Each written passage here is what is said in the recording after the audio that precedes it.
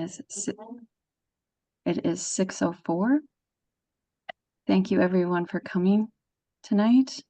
I know it's not a meeting that we wanted to have, but given the recount did not go in favor of the override, we need to reconsider a budget for the school district. Tonight, I'd like to make the meeting quick, as I know that you guys have things to attend to, and we don't have a lot of answers that we can do right now, as the finance committee probably needs to meet and have options and bring options back to the table. So given that, we do have E&D that, or excess and deficiency, that we need to decide on, because that freezes June 30th. Is that correct, Nancy? Yes. And then, Nancy, will you explain to the public what excess and deficiency is? Sure. At the end of the last fiscal year, we ended the year with revenue that we may have had more revenue than we anticipated, or we had expenditures that we did not spend. And essentially it rolls into excess and deficiency, very much like a town's free cash. So it's funds that are available to be certified by the school committee to be used for, typically we use it in our district for the budget, through the budget process. At the end of June 30th of the following year, which will be this June 30th on Sunday, that excess and deficiency is no longer considered available as a fund. So if we want to use any additional funds from the last certification, it would have to be for Sunday, which is, I think, why we're here mainly.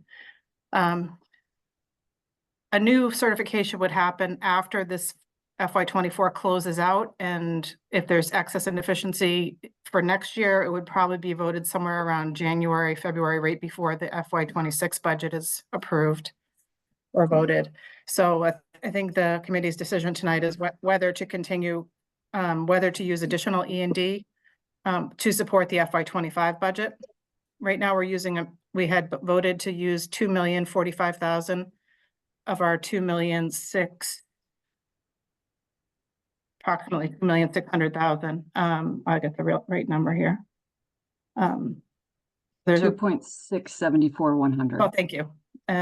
So that's what the total availability was. And again, we voted $2,045,000 towards. We had discussed earlier, I had a question, I think it was from Randy, about how much we might close out to E&D after FY24, and that's still a moving target.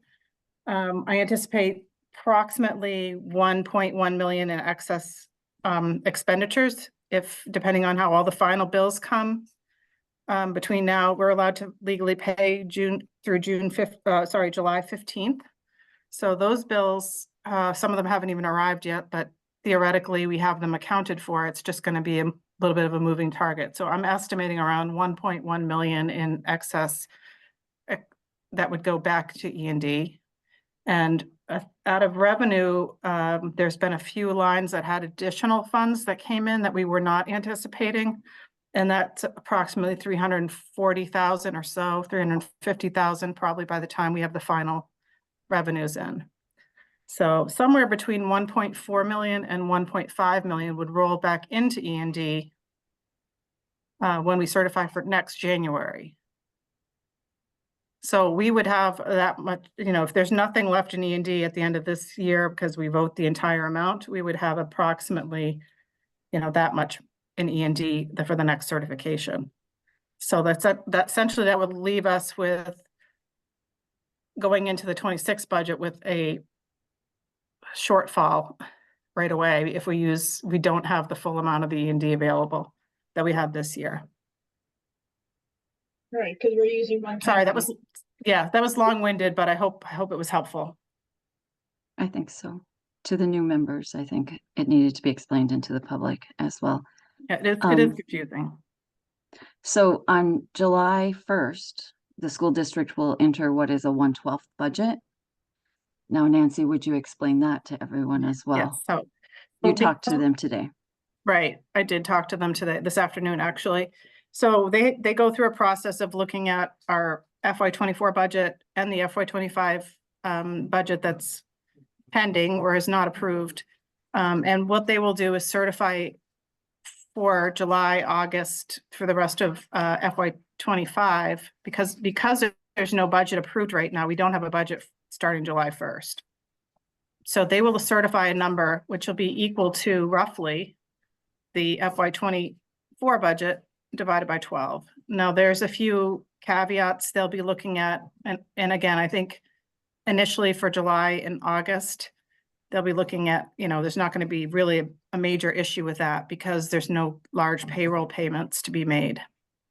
Once we get to September, where all staff are back in the office and there's larger payroll payments going out the door, those numbers will be harder to meet. I believe they're going to provide us with the 112 budget plus some kind of an adder for some of the larger contracts, such as the teacher's contract.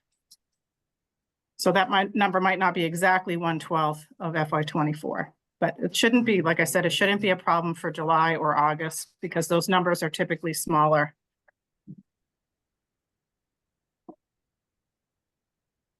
Right, and let me explain about Pepperell. Pepperell's override did pass, and so their budget is passed for the school district and their towns.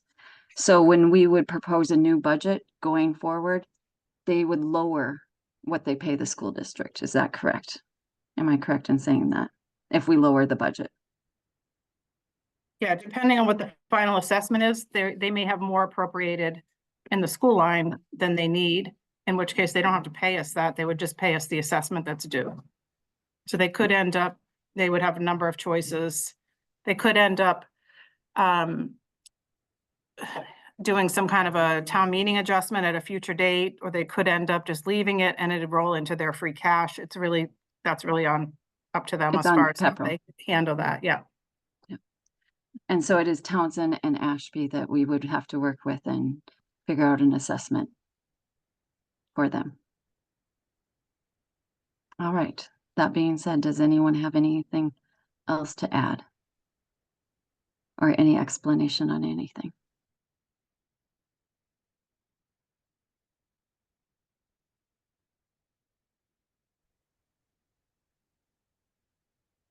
Randy?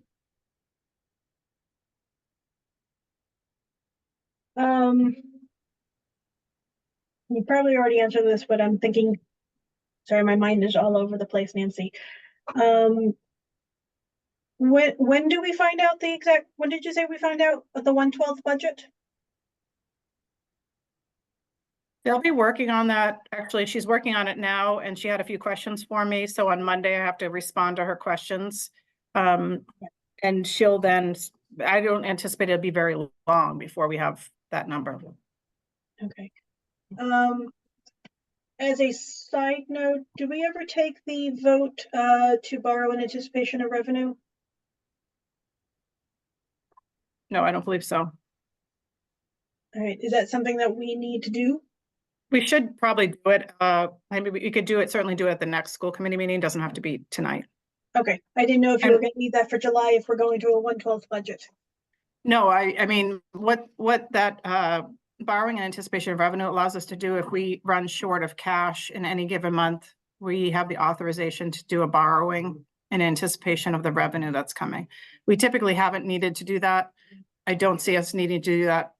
Certainly not before July, but I probably not at all. In the past, the state would pay us the Chapter 70 money or the state aid that they pay us unless, I think it was quarterly. So what would happen is we'd have a little cash flow problem waiting for those funds to come. They now send that money monthly, so we really don't typically run into a problem with that. Okay, I just wanted to make sure because how that works. Okay. You're good? All right, Will? So just looking through this last thing, I just want to make sure I have the right number. So last time we voted on this, we had the E&D number at 2,045,000. Is that correct? So we're looking to increase that to what exactly? Add in the 600,000. Is that correct? Nancy, the 629, I think it is. 629, 100. So use all of it for now. Yeah, and I think the conversation of, using all of it is, it's an approach, and what I would anticipate is that the final revenue and expense budget would probably mean we wouldn't necessarily need all of it, but we won't know that right away. So I think that's, I certainly don't want to leave us in a situation where next year we can only vote 1.4 million as an example, and you're voting 2.6 million right now. So just so everyone's aware, we want to make sure we don't go, if we're going to adjust the budget, we'll need to do that process so that we don't end up in that situation where we're dependent on that 2.6 million for the full FY25. Yeah. But I think it's one approach for now to do it, because then we have choices. Randy? Yeah, because of the time frame and because of the process of having to go back to the towns, if we want to use more, so if we get to, middle of July and we have another plan, we decide then that we want to up the E&D, it's a whole nother process to have to go back to the towns to ask for more permission to use more E&D. It's a lot easier to approve it now. And then if we don't put it into our plans, then it'll just basically sit in E&D or go back into E&D. But right now it's because we just don't know which way we're going to go. We don't know where we're talking about taking revenues and how much we need with some of the changes that happened in the budget already because of the mandatory positions we had to put in and things like that. This just gives us a little bit extra flexibility right now without too much hassle.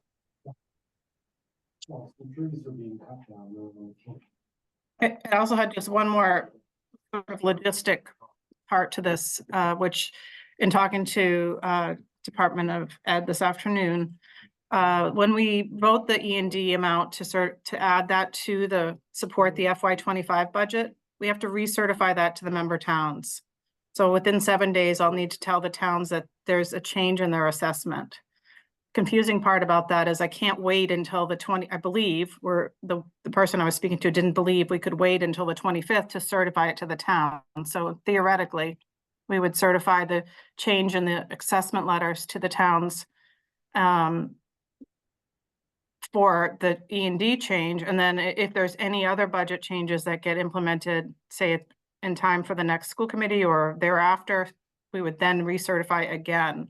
So they're likely to get potentially 2 letters if we go this route. I don't think there's a way around that. I think their number is changing because of the E&D vote, if that's taken tonight, and they need to be notified of that. Again, he can probably have those discussions with the towns directly, just to say that if we feel that if the committee tonight feels that there'll be changes beyond the E&D, then we would let them know that those would be coming, so that they don't have to hold multi-town meetings and all that.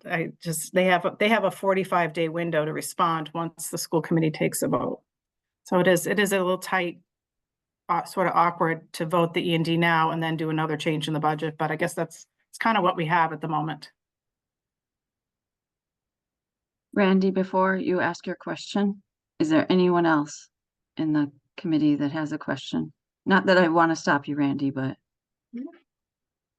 all right. I guess Patrick. So I just want to make sure I'm understanding this right. So currently we're considering pulling the excess funds from the E&D, which is essentially our savings account. Are there any other options, or is our plan just to pull the money from there to save ourselves again? Well, There are other options, but this is a timing scenario where we don't have the time to deal with this we have a deadline for the E&D. We cannot delay any further. Because they freeze at June 30th, Patrick. And we can't touch it. I understand that. I guess I'm just saying, are there other options where this money doesn't have to be touched? Because I feel like in every meeting or every emergency, it's, well, we're out of time, or, well, we can't decide that tonight, or I need more information. I just feel like we're constantly kicking the can and never making decisions, just constantly pulling from our savings account. This year we are, yes. Yeah. Yeah, and I think, Situation that hasn't done that. Yep. sort of just to weigh in on that, I think I agree, it's challenging right now. This is, ideally, we would have more time to present the full budget changes that we want to make, and then also the revenue changes. So this is one portion of the budget that we're saying, how much of that do we want to allocate for FY25?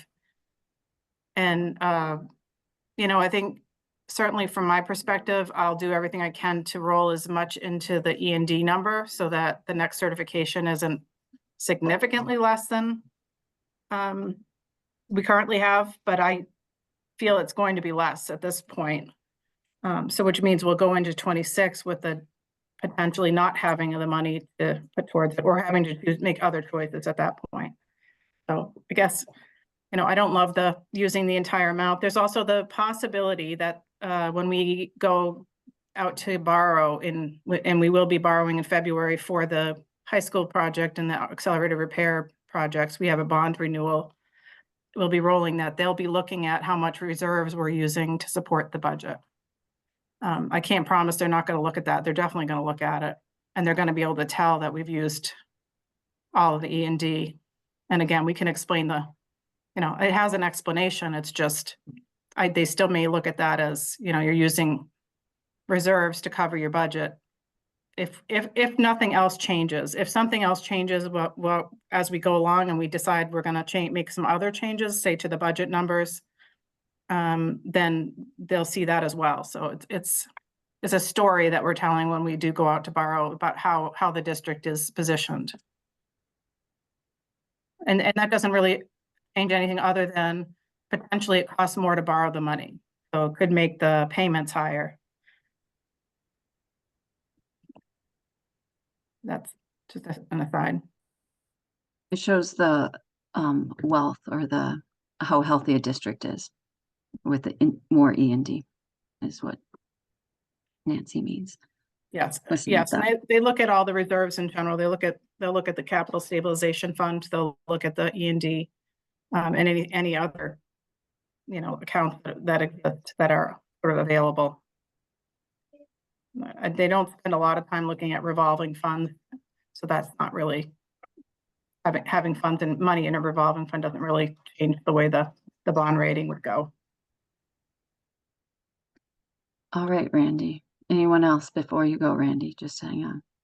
June, any questions? Lisa, Bloom? Tom? All right, June. Oh, no, not June. Randy, sorry. I looked at your picture and Randy's above it, so go That's ahead, okay. Randy. So a couple of questions now, because some of the conversation spurred some others. My first question to Nancy is, so if we recertify the E&D tonight, letters go out to the towns, they have 45 days. If in 2 weeks we recertify again with, let's say, cuts and things like that, when does the 45-day clock start? Does it start now? Does it restart when we recertify? My take on that would probably be that the change in the E&D would start immediately, meaning they would have 45 days to either not approve or approve that, in which case they're likely to approve the use of the E&D. So I don't see, they may not take action within 45 days from that date. But then we will have recertified another budget, which presumably they would take action on that. I think it's going to be a conversation about timing and how to proceed from here. All right, so they can accept the E&D because it doesn't affect them, and the towns may be like, sure, go ahead, use more E&D. And it doesn't preclude us from, without having it kicked back to us to recertify something lower. Yeah, I think, I Okay. think that, yeah, I think they're independent, but you know, ultimately, we're lowering their assessment with the use of the E&D, so Right. that's not a But- problem. And Right, then, but it's and then still if we not getting lower it down to where they again, can. I'm sorry. if we lower it again on like on a future meeting, I think that would start a new 45-day window. So I'll confirm all that before I send the first assessments out so that they can explain it to them if they need to do anything Okay. different than that. And they can approve just the E&D usage and not saying, okay, we're approving the budget at this point. Because that's the whole issue here is they're not approving our budget. I didn't know if they would just decline us adding in more E&D now. Because it still doesn't bring it down into the budget that they have without an override. Yeah, I mean, Yeah, it's in the complicated. it is a little bit. They're gonna have to, we're gonna give them a number that they would either respond with a positive or a negative to, I guess. Okay. But I think as far as the timing goes, I think we can communicate that, you know, we can work with them Okay. directly about what we think will happen. If we feel fairly strongly that we're gonna recertify a different budget on the next school committee meeting or some other time even before then, while there's Okay. holidays in there and all, my guess is it's probably gonna be the next school committee, the next full school committee, that we would look at that again, but, you know, there's no, if the committee seems willing to support that, I'll make sure I communicate that to the towns, that there's a work in process about changing some other things as well, besides just the E&D, so Okay. they can hang tight. Staying on this recertifying with E&D, I understand July 1, E&D gets locked. It gets recertified sometime October-ish, or when does it usually get recertified? It's submitted by October to the state, but usually that takes them several months there because they have all the town's tax rates to process. Okay. So typically after the tax rates get processed, they start the E&D certifications, and it could be as early as January, but I think it'll be closer to just before our budget hearing for 26, fiscal year 26. So when we were originally talking about the cuts for the budgets, if we didn't have an override, increasing E&D was on that list of what we approved. It wasn't the 600,000. I think it was another. It's like another 200,000. Right. And so if we're gonna end up going and not doing an override, don't know what we're gonna decide. But if as a committee, we decide on going back to that base budget without an override, part of our calculations involved extra E&D. I've never been a fan of using all of the E&D, because again, you want a little bit of savings. We don't know when something's gonna go wrong.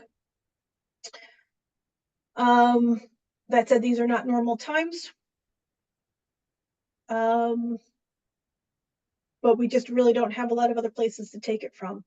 Whether we go up the full amount or we just go up the, 200,000, or we can double check on what was part of our plan. I think we need to do something tonight. Unless, and hope that we can come up with something better and just put it back in at the end. That's what I got right now.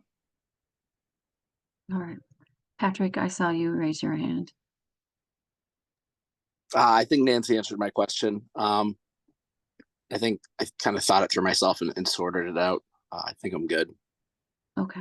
Anyone else?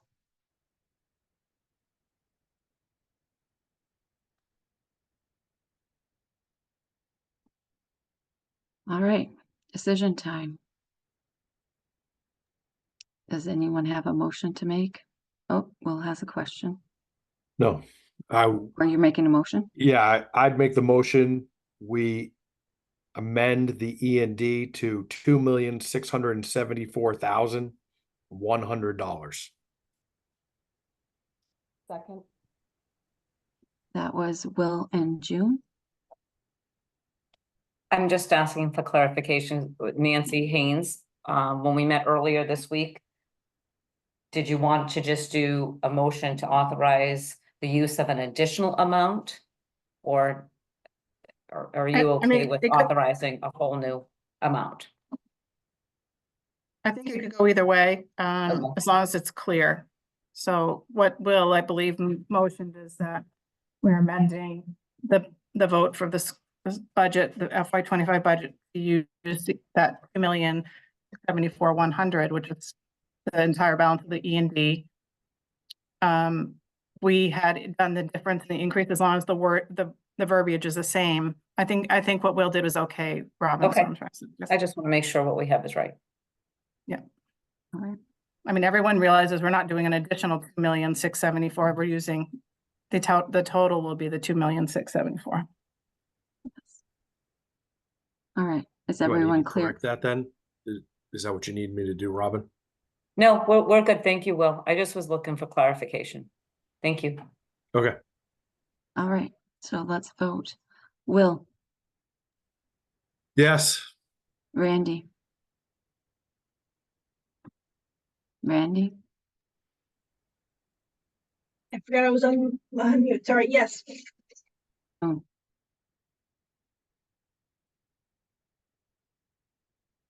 June, I know. Okay, yes. Lisa Bloom,